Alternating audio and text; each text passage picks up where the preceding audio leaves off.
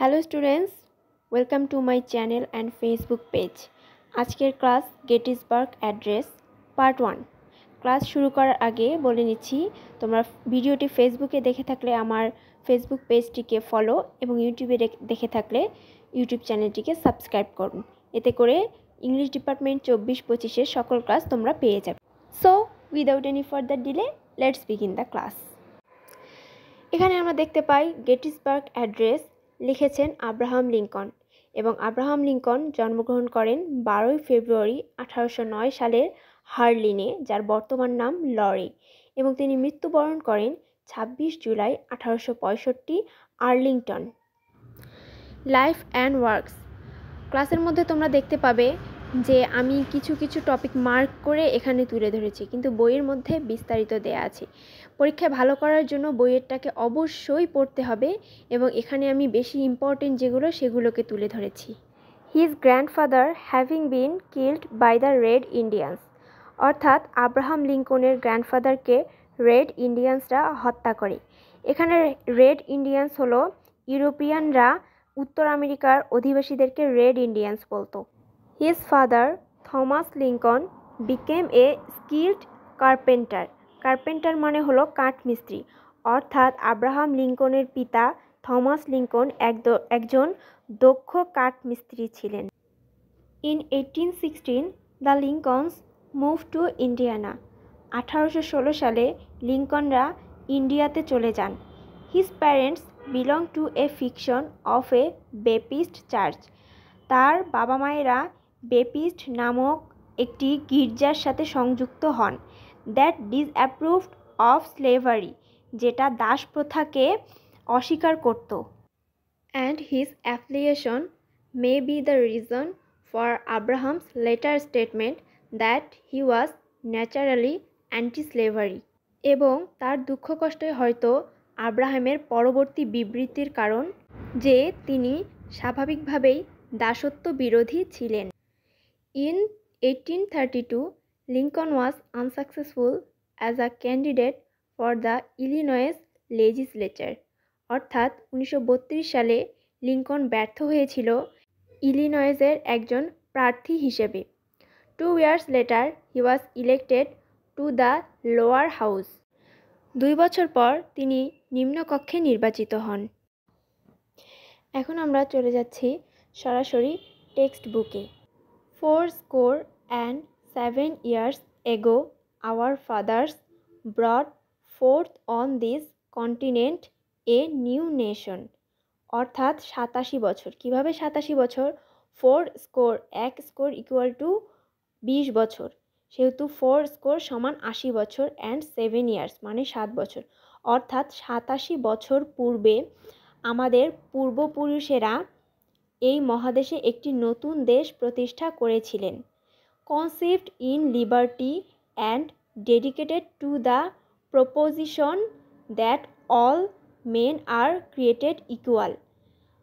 যে দেশটার ভিত্তি ছিল স্বাধীনতা এবং যেটা এক মহান বিশ্বাসে দাঁড়িয়ে আছে, যে all men are created equal, যে সব মানুষ সমানভাবে সৃষ্টি হয়েছে। Now we are engaged in a great civil war. এখন আমরা একটি ভয়ঙ্কর গৃহযুদ্ধে জড়িয়ে আছি। Testing whether that nation or any nation so convinced, এমন নীতিতে তৈরি এই দেশে কিংবা এই ধরনের কোনো দেশে, and so dedicated can long endure, অর্থাৎ এমন নীতিতে তৈরি এই দেশ কিংবা এই ধরনের কোনো দেশ কতদিন টিকে থাকতে পারে। We are met on a great battlefield of that war. আমরা আজ এই যুদ্ধের একটি মহা রণাঙ্গনে দাঁড়িয়ে আছি। We have come to dedicate a portion of that field as a final resting place for those who have gave their lives that nation might live. আমরা এসেছি এই ভূমির একটি অংশকে সমাধিস্থল হিসেবে উৎসর্গ করতে তাদের জন্য যারা এখানে প্রাণ দিয়েছিল, যাতে দেশটি বেঁচে থাকে। It is altogether fitting and proper that we should do this, এটা করা সম্পূর্ণ সঠিক এবং শ্রদ্ধার যোগ্য একটি কাজ। But in a larger sense, কিন্তু বৃহত্তর অর্থে, উই ক্যান নট ডেডিকেট, আমরা ভূমিকে উৎসর্গ করতে পারি না। উই ক্যান নট কনস্ক্রিয়েট, আমরা এটাকে পবিত্র করতে পারি না। We can not hallow this ground, আমরা আসলে এটাকে আরও বেশি মহিমান্বিত করতে পারি না।